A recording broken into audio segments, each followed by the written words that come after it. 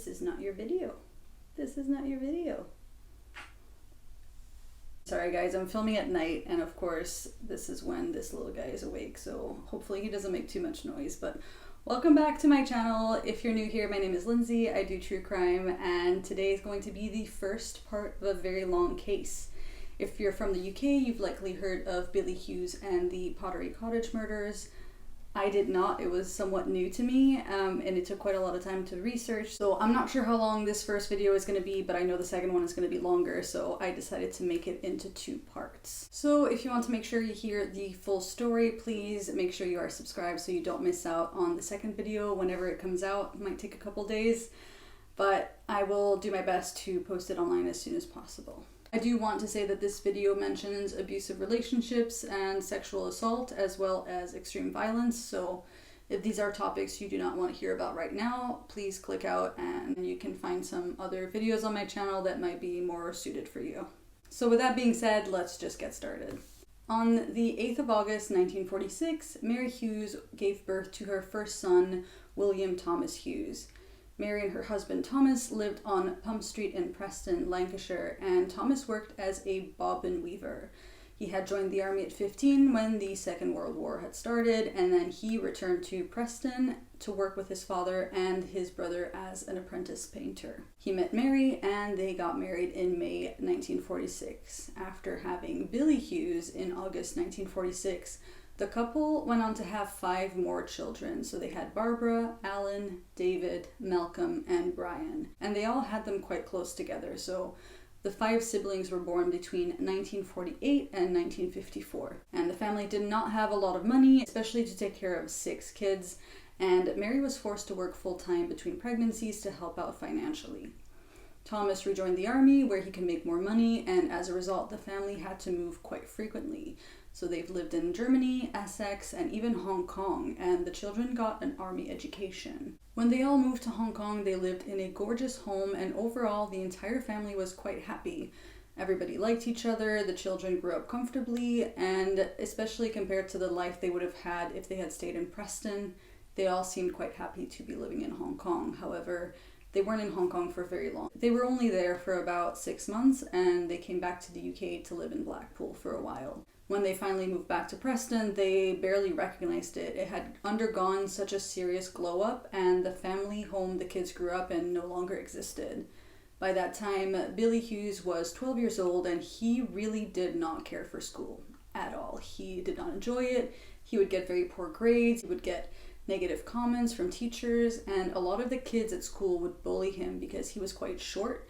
And he would get very, very angry at those comments, and he would fight back physically to prove himself. So he kind of made it a point to start fights just to show that his smaller size didn't mean he couldn't defend himself and that he couldn't be a strong man, I guess. So not only did he get bullied in school, he didn't even like school, he wasn't really getting good grades, and whenever he would come home, because he was the oldest child, he was pretty much in charge of running the household while his parents worked full-time. So he would come home from school and he would have to prepare dinner for his siblings. He would also have to feed them before going to school, so it was quite a lot to put on a 12-year-old. I feel like that was fairly frequent back then, but that is still quite a lot of responsibility to put onto a child. And Billy didn't really like having this responsibility. He just wanted to be a teenager, and as a result, he would act out and commit petty crimes around town. On the 15th of February 1961, he was brought to juvenile court on 2 charges of stealing from motorcycles. 3 months later, he got caught stealing again, and this was the beginning of his criminal journey. He left school at 15, and his father tried to help him out by taking him on as a trainee decorator where his dad worked, and he lasted about a week. He moved on to another job and got fired for stealing from his employer. So throughout 1961, he would keep stealing and breaking into places, and he would pretty much always get caught. He wasn't a very successful criminal. One time he did manage to outrun the police, and he was so angry that police caught him in the first place that he went on to smash 17 train windows. Of course, on December 28th, 1961, he got charged with various counts of breaking and entering, theft and breaking the train windows. He was fined and given 2 years probation, and one of the 2 years he would have to serve in a probation hostel. So as a result, his mother completely disowned him for bringing shame to his family, because his family was quite respectful, they worked hard, they were very honest people, and they did not like the attention, the bad vibes that Billy was bringing to his family. So his parents were rightfully upset with his behavior. He kept stealing after that. He didn't stop, and he would get caught every single time. So he ended up getting committed to a Home Secretary approved school to help him get back on track. And this did absolutely nothing for Billy. He was a delinquent through and through, and not long after leaving the approved school in 1963, he faced court again for 3 counts of stealing. So he was sent back to another approved school, and after the second sentence, he got out, robbed a shop, and that led him to be sentenced to Borstal. Now, Borstal is actually, I thought it was a place, but it's actually a type of youth detention center, so it's designed to reform young people. It's pretty much exclusive to the UK, but a Borstal is also the last stop before adult prison if it doesn't work out. So it's very similar to a boarding school, very strict discipline. You have to take education, sports. If you acted up or you didn't obey the rules, they would remove some of the privileges, and if you really messed up and if you really weren't following the rules, you would even end up in solitary confinement. Of course, there's not just one Borstal, there's quite a few across the UK, and Billy got sent to Everthorpe. During his time there, he was described as immature, unable to control himself, he showed no progress, and he needed to be kept on a tight rein because he was quite the troublemaker. Even his cellmate, who was nicknamed Scarface, was careful around Billy because he knew he had a temper and some very violent tendencies. His cellmate said that Billy seemed obsessed with weapons, more specifically knives. And as I mentioned, Borstal had a mandatory education program, but also mandatory sports. And Billy was quite competitive by nature. He was still quite desperate to make up for his smaller size.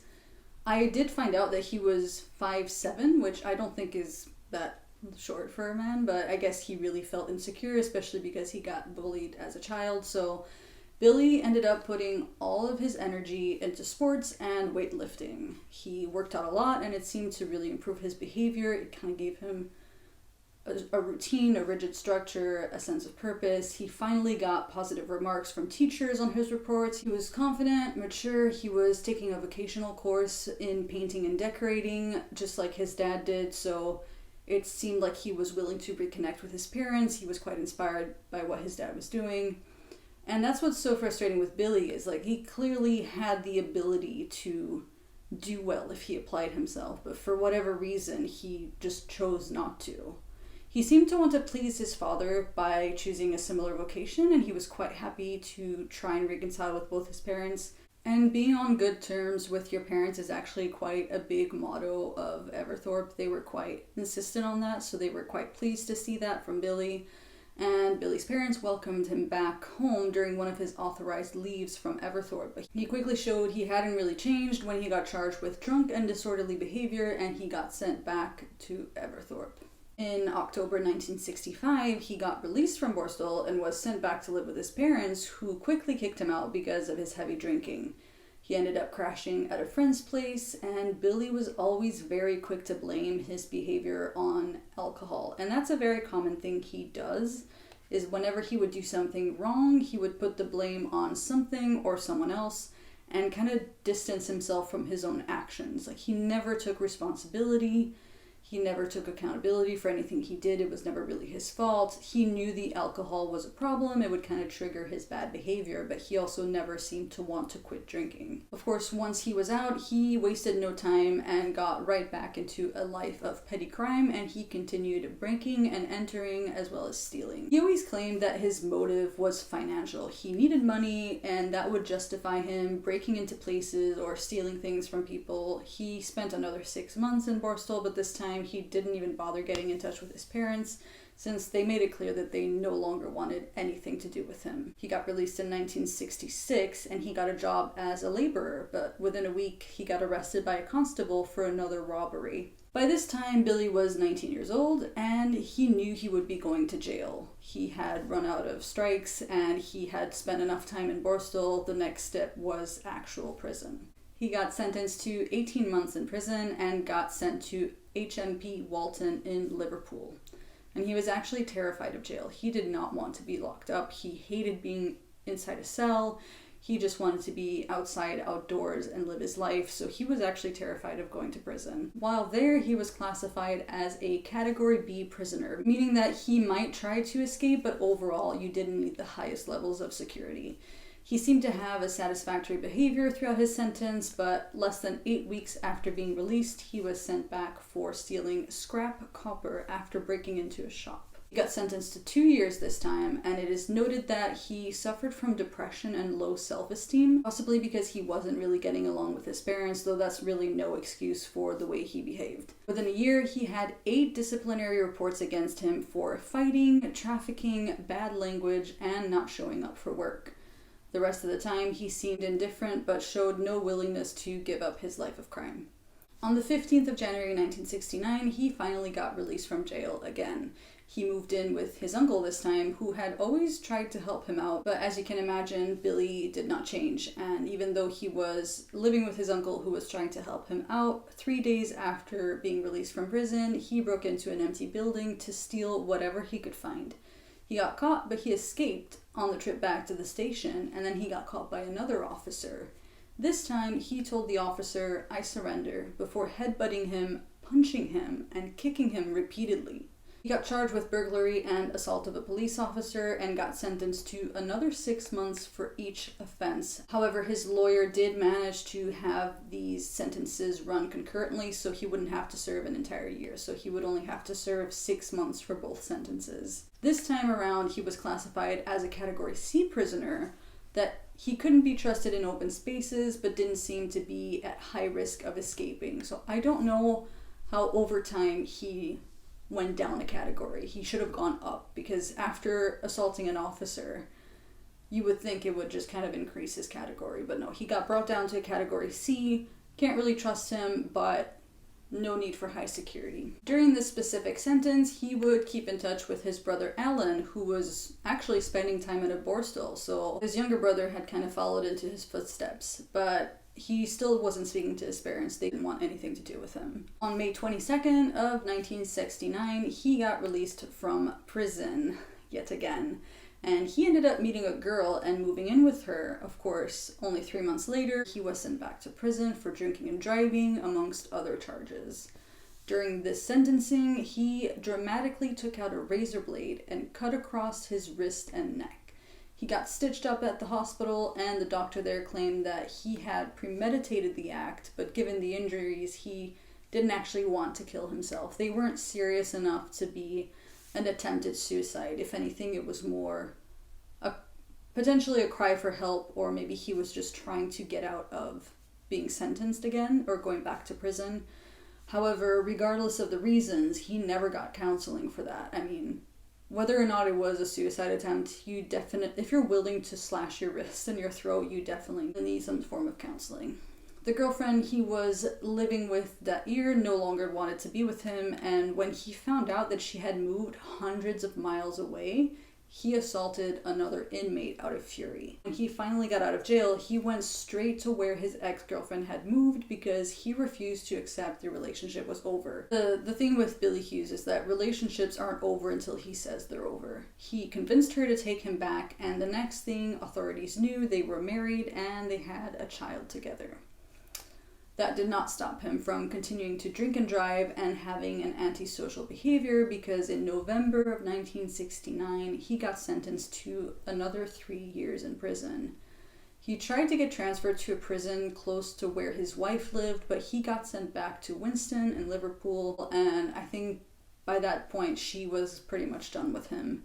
During this sentence, he would send letters to a girlfriend, though as you can guess, she was not the same girl as his wife, so he had a girlfriend on top of a wife. And as with the previous sentences, he would often end up in solitary confinement, and during that time, he would exercise for hours on end.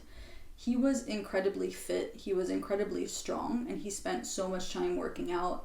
And on top of that, he also got quite a few tattoos all over his body, including love and hate on his fingers. And he also had his girlfriend's name, Diane, tattooed across his chest. I'm assuming Diane is the girlfriend and not his actual wife. So the girlfriend he was sending letters to. But he was eligible for parole during the summer of 1970. He claimed he planned on returning to live with his parents in Preston so he could work as a decorator. He had actually come to terms with the fact that he no longer had a relationship with his wife, so he did not want to move back there. Even though he had a child with her, he was no longer interested. So he decided he would just move back in with his parents. He told the court that he wanted to keep a low profile, start living a normal, honest life. He blamed alcohol for a lot of his offenses, and he claimed that he wanted to stop drinking to prevent further crimes. He was a changed man. And of course, his parole was refused, mostly because over the past couple of years, he consistently showed no progress or willingness to change, and they had very little hope that he had a genuine change of heart this time around. They knew he was pretty much bullshitting, so they didn't let him out this time around, but a year later, he was let go, and after stopping in Preston, he decided to move to Blackpool to just start fresh. Clean slate. A day later, he met Jean Maiden. She already had a daughter, Tracy, from a previous marriage, and she was living in a boarding house when a friend of hers asked if she could make some space for a man who was just coming out of prison for burglary. And I don't know if she ever came to regret this decision, but she didn't care much about the fact that he served time in prison. She said he looked good, and the first few weeks together were great. She wasn't bothered by the fact that he had been in jail for burglary, although I don't think she knew the extent of his offenses, but I think most of his prison time was because of stealing and theft, so she was fine with that. She fell in love with him, and after only 6 weeks together, she was pregnant. Billy was over the moon, though it didn't seem to be enough motivation for him to stay employed. He didn't seem to have the capacity to just stay in a job and work like any other person. Billy's dad actually begged his own boss to help Billy get a position at the decorating firm he was working at, and because Billy's dad and Billy's uncle, who also worked there, had such a good reputation, they were both very respectful, they were both really good workers, the boss agreed to give him a chance, but unfortunately Billy was too lazy for the job. He would often threaten physical violence whenever he got angry, and he got fired as soon as he was caught stealing money at work, though that was nothing compared to his behavior at home. Even though Jean was pregnant with his child, Billy would become increasingly violent over time. During their 5 years together, he fractured her arm, broke her ribs, and perforated her eardrums. She told police in an interview that one time, Billy decided she had cooked his dinner wrong, and every time she would hand him a new plate of food, he would throw it at her. She ended up cooking him 4 different meals, and all 4 of them were thrown to her face. They had to move multiple times because he hated paying rent, so they would just get evicted and they would have to live somewhere else.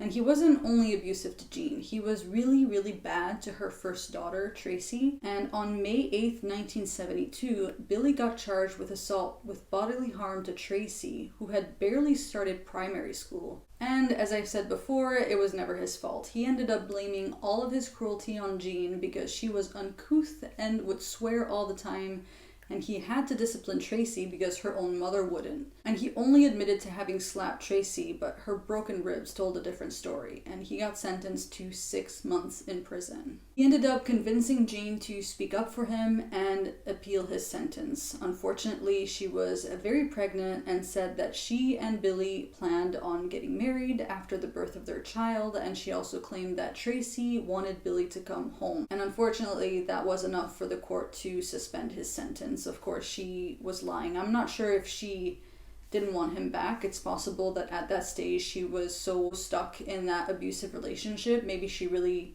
thought she wanted him back, especially because she was about to give birth. Maybe she didn't want to raise a child on her own again, but of course she completely lied when she said Tracy wanted Billy to come home, because Tracy was absolutely terrified of Billy. On August 6th, 1972, Jean gave birth to Nicola Jane. Billy had told her he would come with her to help her out during childbirth, but he got sick and left just before his daughter's birth. He was obsessed with his daughter until Jean brought her back home with her 3 days later. It made no difference to Billy that Jean had just given birth and that they had a newborn child. And only 3 days after coming back from the hospital, Billy beat Jean up while she was breastfeeding because he wanted his breakfast and she had told him that she had to finish feeding Nicola first. He kept beating her, and so she managed to run upstairs, put Nicola down in her crib before running outside. He yelled after her and told her to come back, but she didn't, so he went back inside, and when he came out, he was holding Nicola by the neck and shaking her. He threatened to drop her if Jean didn't come back, so of course she went back inside. He finally calmed down and apologized and begged her for forgiveness, which was very frequent. This was the cycle of abuse. He would lash out, be incredibly abusive, be extremely violent, and then the next second he would beg her for forgiveness. He would be super kind. He would tell her he loved her, and that was it. The incident was over. She chose not to report this incident because she loved him and she thought it was better to just keep it private. While Jean was raising Nicola and taking care of Tracy, Billy spent his time with his brother Alan, who was also unemployed and had spent some time in prison as well. They would drink and take drugs before committing various offenses, and actually a few days before Nicola's birth, on August 2nd, 1972, a police officer on patrol was informed of a hit and run in the area and caught Billy and Alan Hughes walking towards a house linked to drug activity. Billy had blood all over him, and he told the officer his car was just around the corner and that he and his brother were visiting a nearby house. When the police officer and a colleague walked the pair back to Billy's car, they opened the boot, which is the trunk of the car, and they found it filled with drugs. The brothers were pretty drugged up themselves, and when police told them they would drive them back to the station, they got very violent. Alan punched an officer and ran off before being intercepted and brought back into a police van. Billy needed more than one officer to be restrained, and as I said, he's incredibly strong. And during that time, while Billy was being restrained by the two officers, Alan escaped the police van by punching a window, and then he came to help his brother out by attacking the officers. After about 30 minutes of serious fighting, the Hughes brothers finally got locked inside another van. On their way back to the station, somehow they managed to rip the steel bench off of its hinges, and they kept hitting the van doors to try and escape. They actually managed to batter the door and jump out of the van at full speed. And it didn't even seem to affect them. They just bounced off the road. They got up and they just bolted. They had to bring more officers around to look for the brothers, and they were finally found hiding behind a garage. And I believe it's this whole altercation and this whole event that actually gave Billy the nickname Mad Billy, because he was absolutely insane. They both ended up pleading guilty, and Billy got sentenced to 3.5 years while his brother got 2.5 years in prison. On the 18th of February 1974, after months of exchanging letters with Jean and having proposed during one of her prison visits, Jean and Billy got married. She actually really wanted to be his wife. I think she was really deep into this abusive relationship. She really hoped that things would change now that they were married. She thought that would make a difference. And they obviously didn't get to go on a honeymoon or even spend their first night as a married couple together because Billy got carted back off to prison less than an hour after their wedding. And you would think that them being married would give some hope to Billy and something to cling to while he was in jail, but instead it made him insanely jealous. And he would become enraged because he couldn't control Jean from prison the way he wanted to. He wanted to know exactly where she was, what she was doing. He wanted to be with her, to control her and abuse her. Unexpectedly, this time around, Billy seemed to improve himself by working hard and taking art classes in prison. He managed to get more positive feedback from the prison staff, and in 1975, he petitioned for parole, and he claimed that he was confident that he could get his life back on track and start fresh. Even though he was already 28, he thought it wasn't too late for him to start his life again, to really just become a good person. He was married now, he had a kid, although technically he had already been married and already had another kid, but luckily nobody believed him, and it only took one look at his track record to turn down his parole request. He appealed again, and it was denied again, and on June 9th, 1975, Billy was informed that his father had passed away, which was a very upsetting event for him. He did get to attend the funeral 4 days later, but he never seemed to really get over that. He continued his sentence, he continued to petition for parole, and all of his petitions had been turned down. which was really not surprising at all because he would spend his time telling anyone who would listen that soon he would start killing people. On December 4th, 1975, Billy finally got released from prison and he went back to Jean, his wife, and told her that he would start living a straight life and never bother with the cops again. And for a little while he actually did, but he genuinely seemed unable to stay away from crime and violence, and after going out for drinks one night in January, he started beating Jean. And 2 days later, he nearly killed her daughter Tracy by pushing her into an open fire because she wouldn't talk to him.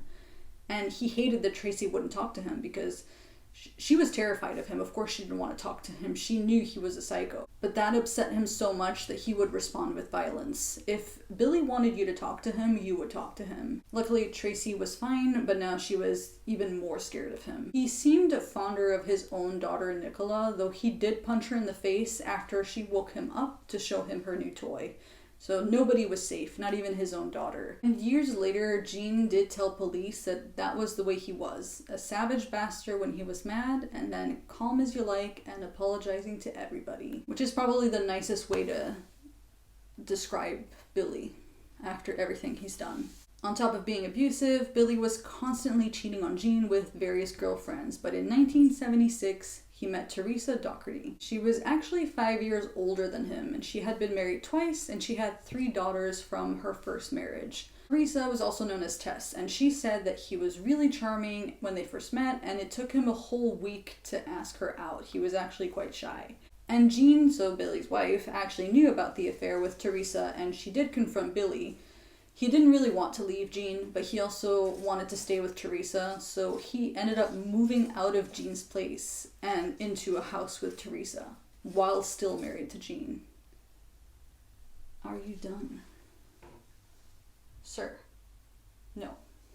And if you think that being enamored with Teresa would finally distract Billy long enough to stop physically assaulting Jean, it really didn't. He would drop by every once in a while, usually when he was in trouble, and he would keep hitting Jean even though they no longer lived together. He would literally just still show up at her house and beat her. After only 4 months of freedom, Billy got charged with burglary, theft, and checkbook forgery.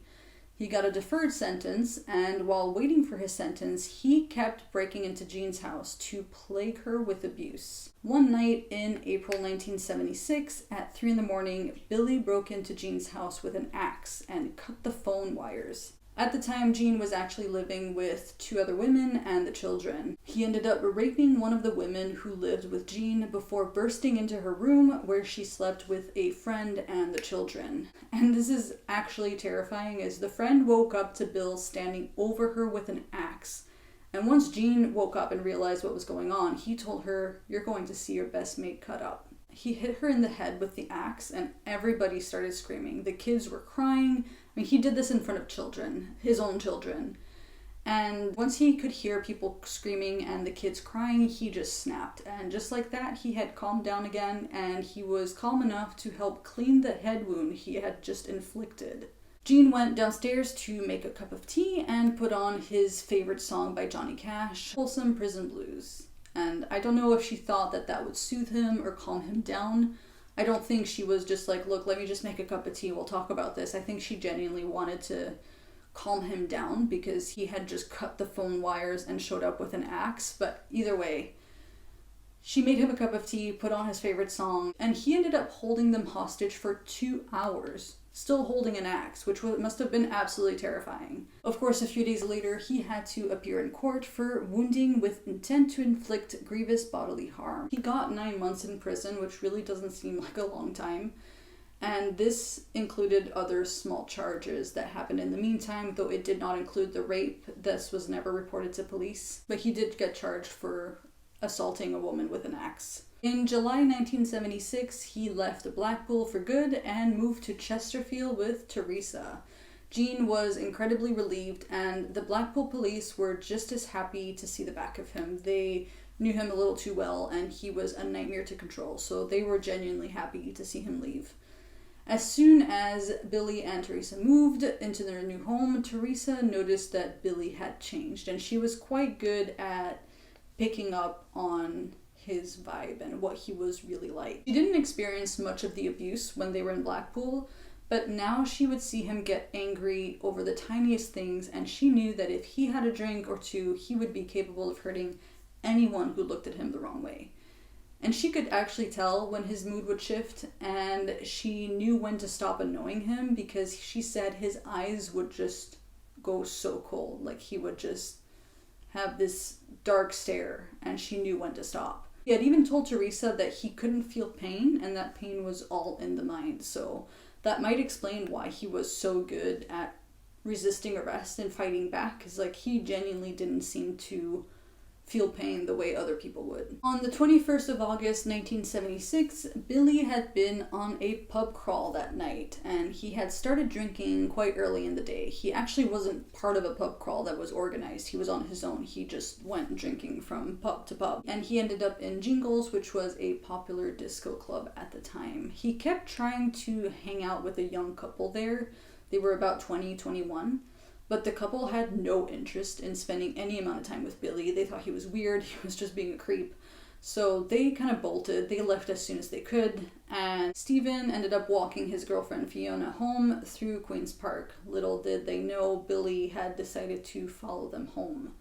And Stephen and Fiona were kissing when Billy approached them and hit Stephen on the head with a brick. Stephen blacked out, and when he finally woke up, he noticed Fiona was missing, and he couldn't find her, so he decided to go straight to the police station to tell them exactly what had happened. Though he didn't really know what happened. All he knew was that he had gotten attacked and blacked out, and when he woke up, his girlfriend was missing. So police helped him look for Fiona in Queen's Park, and they ended up finding her in the public toilets of Queen's Park. She had just been raped, which launched an official investigation into that night in Queen's Park. And luckily, she had a good look at Billy. She described him quite well, and everybody in town was talking about the attack. And when Teresa read the description of the attacker, she knew it was Billy. She ended up informing the police, but she made sure Billy never knew that she was the one to denounce him. Police acted on the tip-off, and they went to arrest Billy in his home in Chesterfield. There are a couple of rumors that he was found hiding in an ottoman or in the cupboard under the staircase, but in reality, he just walked out of the house and followed police. He admitted to police that he had been in the park that night, but he told a very different story. Again, it was never Billy's fault. Billy never did anything wrong. And he had no remorse for what happened that night, because he claimed that Stephen had attacked him first, and that Fiona had actually agreed to sex with him while her unconscious partner was somewhere in the park. He claimed he didn't threaten her and didn't even use any force, so again, he did nothing wrong. He got charged the day after his arrest, and this time he was sent to HMP Leicester. I always want to say Leicester, but it's Leicester. So he got sent to a different prison because now he was living in Chesterfield. As you can imagine, by now Billy has quite the track record. One of the forms for Billy's prison profile stated that he presented an exceptional risk of being likely to try to escape, of a violent nature, and possessing suicidal tendencies. For whatever reason, the prison never got this information, so they never realized that Billy was high risk. So for all they knew, he was just an average inmate who didn't need any extra security. During this sentence, he actually sent quite a few letters to Jean to try and patch their crumbling relationship, and he never really seemed to communicate with Tess after that. He didn't seem to bother with Teresa, he was just trying to get back with Jean. This time, of course, because of the lack of paperwork being provided to the police, he was classified as a Category B prisoner, and he managed to get work in the kitchens, which is just insane that someone like Billy would finally get given a shift in a kitchen. But of course, the prison didn't know that he was this dangerous man. They just thought he was a Category B inmate. And he did quite well in that job, actually. He got along with his inmates, he didn't act out. So as far as the prison was concerned, he was just another inmate not causing any issues. On September 10th, 1976, Billy got picked up after his shift in the kitchens to head to the Chesterfield Magistrate Court, where he officially got charged with rape. Once he got back to prison, the senior escort informed kitchen staff that he should probably be kept apart from other inmates who might not react well to this new charge. Of course, they did nothing to change anything, so nothing ever changed, and Billy kept working in the kitchens. On December 3rd, 1976, Billy worked his usual shift in the kitchen before getting collected by a guard and escorted to court again. He did quite a few of those trips, and as usual, he would change out of his work clothes into civilian clothes, and this time he waited for 3 other inmates for the prison minibus. They made their way to the court, but during that time, a boning knife went missing from the kitchen, and it had been missing since 9 a.m. that morning. The officer who noticed the knife missing informed security, who ordered the kitchen to be searched from top to bottom, as well as every single inmate that had worked in the kitchen that day. They even checked the bins and the skip, wherever they would throw all the trash for the kitchen trash. They had 2 officers search the trash for 2 hours just to make sure that the knife hadn't accidentally been thrown away. Once they realized that Billy had been in the kitchen that morning and was no longer inside the prison walls, they arranged for his escort to be intercepted, but when he got searched, he was already at the courthouse, and the officers found absolutely nothing. There was nothing on him. He was brought back to Leicester, and he raised no suspicion. He kept a very low profile. The prison wasn't really suspicious of him. They found no knife, so they had searched his cell, they had searched him, they had searched everywhere. He didn't seem to have the knife. They had no concerns. A few weeks later, on January 12th, 1977, he got transported yet again to the court magistrate in hopes to get bail. The trip was identical to all the other trips he had made from prison to court, but this time around there was a major hitch. The UK was experiencing its worst winter in 15 years, and the snowstorm was threatening to stop all traffic if it kept going that way. At 7:45 on January 12th, Ken Simmons and Don Sprintle searched Billy before handcuffing him and placing him in the hired taxi to take him to court. If you're wondering why they're using a taxi to transport prisoners, for whatever reason, this was actually quite common, and because he was only Category B, they were okay with him using a taxi. So I thought that was very odd, but apparently that was a thing. Maybe it's still a thing, I'm not sure. I don't think it is, that doesn't sound right, but back then they would often use taxis to drive prisoners to court. Now, normally prisoners would be handcuffed and have a long chain to link them to an officer, but for whatever reason, he was directly handcuffed to Ken Simmons, which meant that one of his hands was free. He was sitting in the back of the taxi with Ken Simmons, and Sprintle took the front seat next to the driver. Of course, because prison never got the right information about Billy, they only did a basic search. As far as the officers knew, he was only in prison for rape, and if they had known just how dangerous he was, they would have used a higher security prison vehicle and searched him more thoroughly. The taxi driver was David Reynolds, and he actually enjoyed driving inmates to and from prison because it provided him a stable income.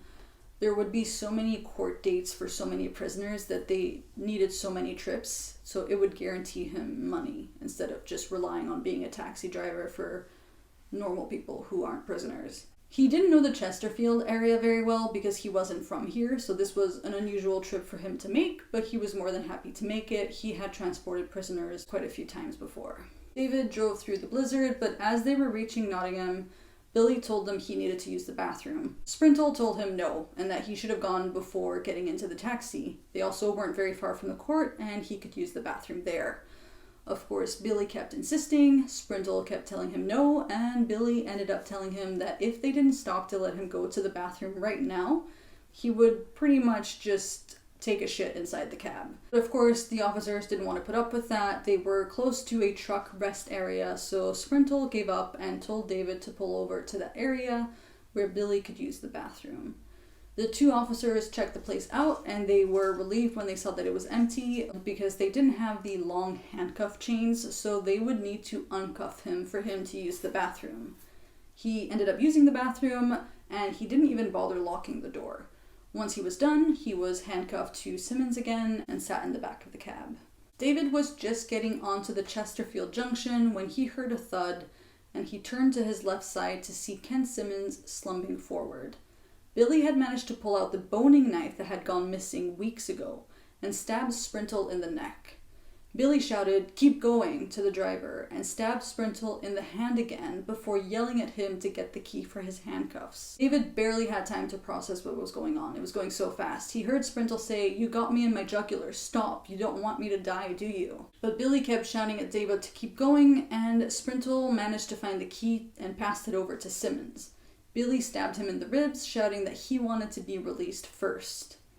Billy managed to uncuff himself and swapped places with Sprintle, so both officers were in the back of the taxi. He shouted at them to stay in the back and get down so that nobody could see them. He pressed his knife into David's side and told him to keep driving until they reached the dual carriageway. David was terrified, but also really concerned about the two officers in the back because there was blood everywhere.